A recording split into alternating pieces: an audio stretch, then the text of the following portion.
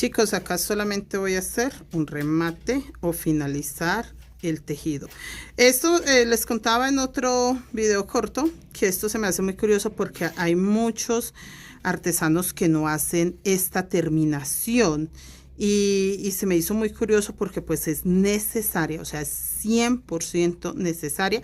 En mi caso estoy tejiendo un fajón con mechas, va a quedar este fajón con mechas. Yo les voy a hacer otro video corto donde estoy preparando mis fajones que traen mechitas, como los pues realmente es como emparejamos las mechas, porque al terminar este corte acá, este fajón, no se hace corte. Al terminar acá no se hace corte, el corte lo hago cuando ya el fajón no esté en el telar. Mire, yo agarro un poco de hilos, muy poco, realmente son 3, 4 nada más, y voy creando una especie de remate.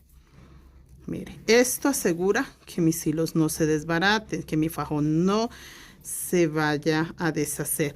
Yo lo digo es por eso, porque mucha gente me envía fotos, videos y me dice, ¿cómo hago para que no se deshaga el fajón?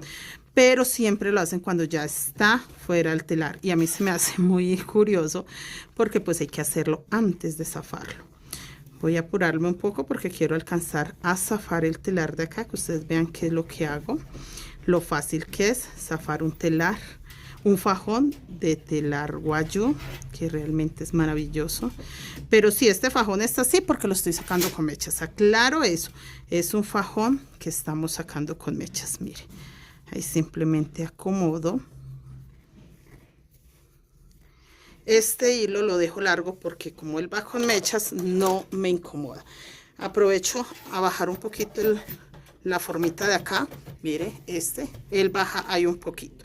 Puede ser con un simple paleteadita así, un poco fuerte.